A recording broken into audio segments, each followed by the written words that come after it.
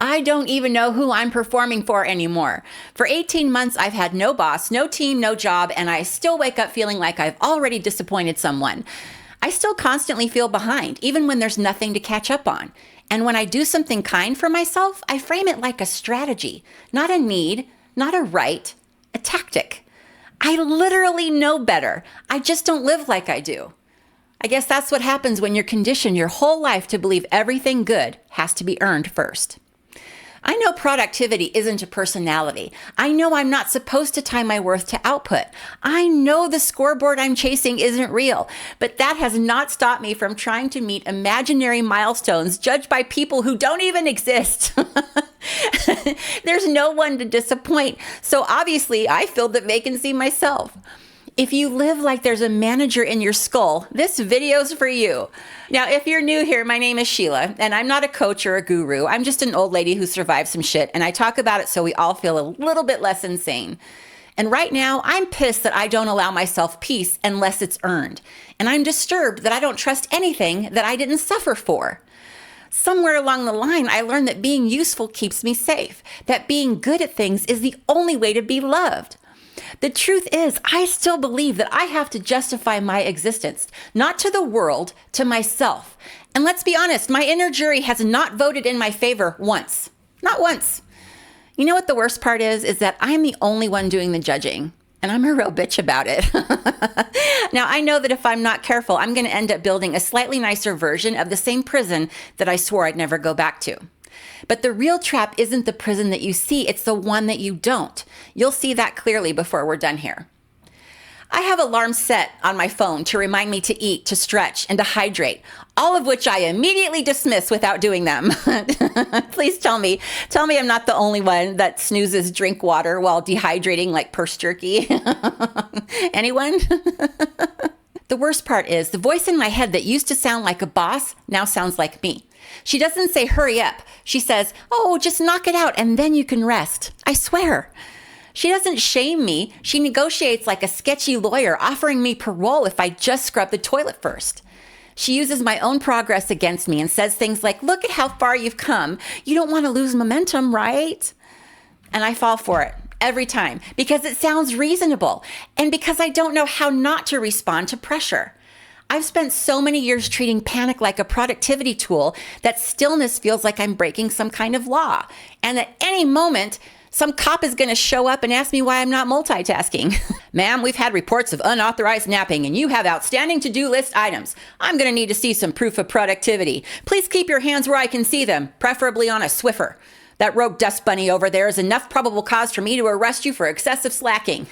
Next thing you know, I'm face down on the carpet, cuffed for possession of an unused Tide Pod with intent to launder. Yeah, I'm addicted to body cam videos right now. Don't judge me. I call it research. Here's something that you should know about when you start untangling your self-worth from performance. It doesn't feel empowering. It feels like failure. Lately, half my one-on-ones have been about this exact spiral, which is basically why I made this video. If you need validation that, yeah, you're not broken, you're just extremely normal, the link is in the description. Sign up. The lie doesn't just show up at work. It shows up in how we live, how we rest, how we accept love. It's in every compliment that we redirect because we haven't done enough yet. And every weekend we narrate to ourselves like we're submitting it to some kind of productivity god for clearance. And every moment of peace that somehow still feels like procrastination. It feels like standing still while everyone else sprints past you holding trophies that you didn't even want. But now somehow you're pissed that you didn't get. You didn't even get a participation ribbon, just a cramp. And worse, you're the only one that's out of breath. Now, I know the truth. I know my value isn't tied to output. I've read the books. I've done the therapy. I've sat through the webinars telling me that I was enough. But knowing it doesn't make me feel it. And it sure as hell doesn't erase the part of me that still panics every time I'm not being visibly productive.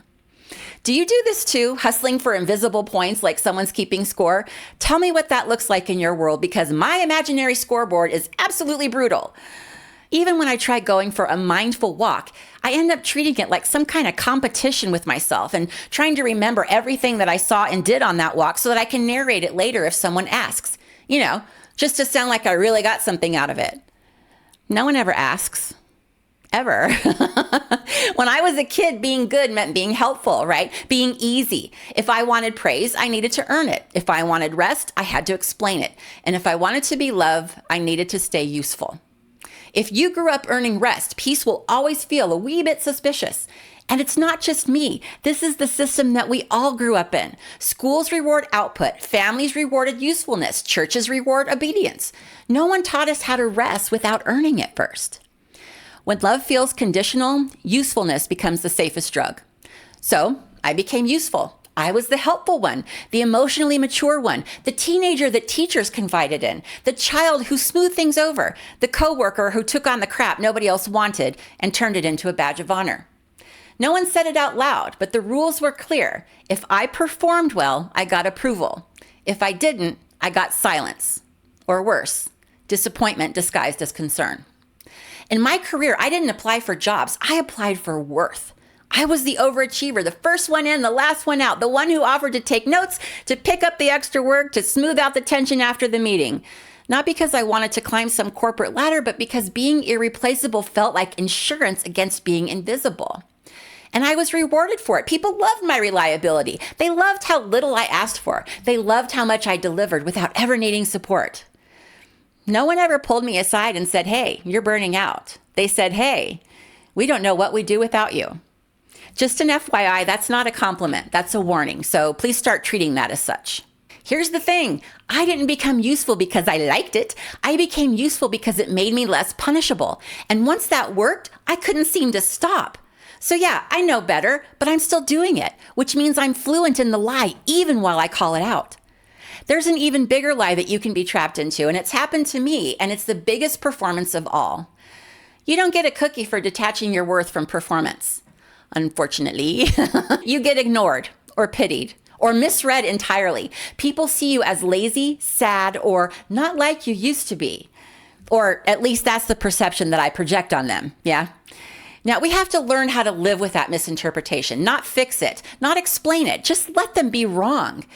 Here's the sick part, though. Once I figured out that my worth didn't have to come for performance, I immediately tried to perform that. My epiphany lasted 3 seconds before I turned it into homework. I once downloaded 3 meditation apps, but instead of taking them seriously and actually meditating, I just tracked my streaks and even lied to the app so that I wouldn't lose my streak. Right? That's not inner peace. That's perjury. I wanted to be the best one at detaching, graceful, chill. Instead, I'm like a caffeine-fueled raccoon digging through my spiritual garbage and still narrating my worth, trying to earn something.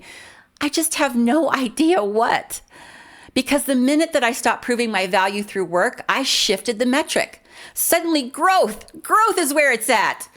I sometimes practice setting boundaries in my head and then I congratulate myself on how healthy they sound.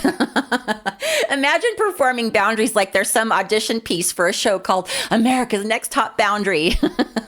Okay, guilty pleasure alert. I'm also watching a lot of America's Next Top Model videos. It's like this masterclass in toxic nonsense disguised as empowerment, and I'm oddly here for it. This is my new side hustle. It's not deadlines and deliverables. It's boundaries, insights, and inner peace. I still want the A+, so I just went ahead and renamed the class.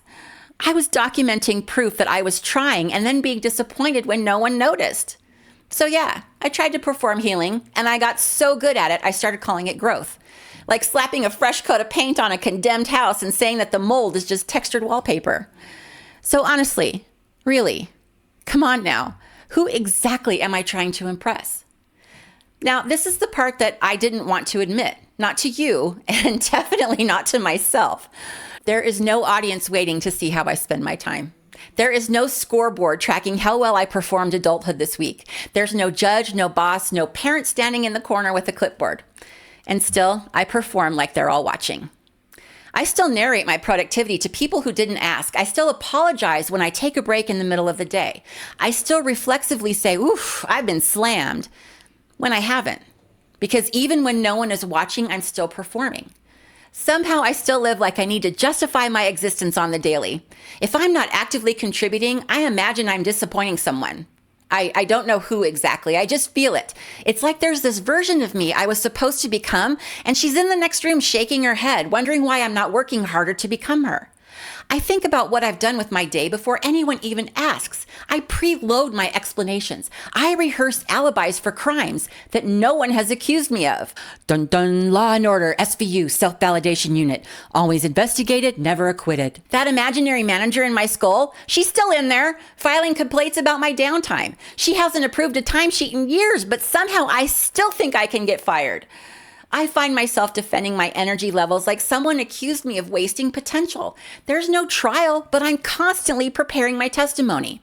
And if no one's watching, I still imagine that someone might be. I don't know who I'm trying to impress, but I can't seem to stop auditioning. I don't know how to exist without justifying the space that I take up. And I think that we were all trained for that, to equate stillness with failure, to confuse exhaustion with achievement, and to think that the only safe way to exist is to be useful. It's not about laziness. It never was. It's about proof. I feel like I need to produce evidence of my worth every single day, or I will quietly be disqualified from, life. I don't know. And even though no one else is asking for that proof anymore, I keep offering it up, right? Like it's the only thing that proves I exist. The people in my YouTube membership group get it. Half of them are just as suspicious as rest as I am, right? But it's like a weekly support group, but instead of hugging, we mostly compare panic symptoms and laugh. Oh, damn, do we laugh a lot? Link is in the description if you want to join. Here's the thing. If you can only feel real when being useful, then you have never believed, nor will you ever believe, that you're enough. Not really. So if usefulness isn't proof that you're worthy, then what the hell is? Well, I'm still unlearning the belief that my worth has to be proven. I still feel the need to offer disclaimers when I'm resting. I still default to productivity when I feel emotionally unsafe. I still over-explain my boundaries like I'm afraid someone might revoke them. But I'm not pretending it's fine anymore. I'm not pretending that I don't hear the voice that tells me that I'm only valuable when I'm useful. I hear it every day, but I'm not mistaking it for the truth anymore. I'm not mistaking exhaustion for excellence. I'm not mistaking approval for love. And I'm done calling performance a personality.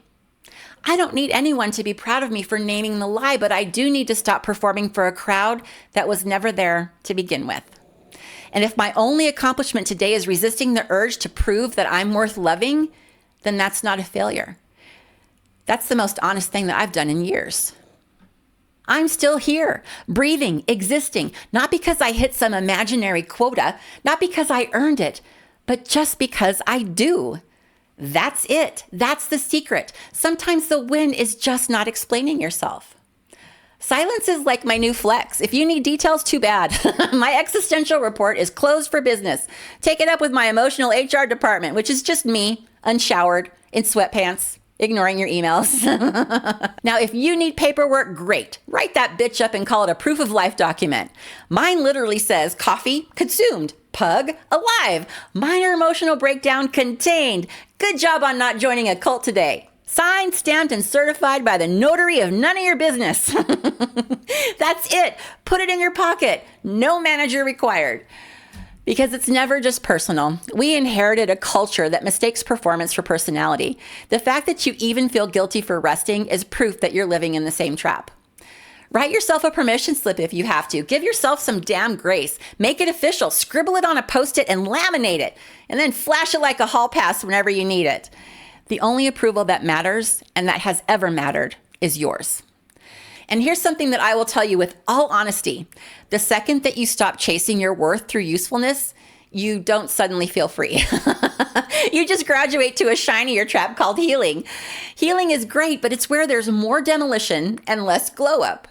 But it's real, and it's honest, and it's essential. Because healing doesn't hand you freedom, it hands you dynamite. And if you thought this trap was brutal, wait until you see the next one.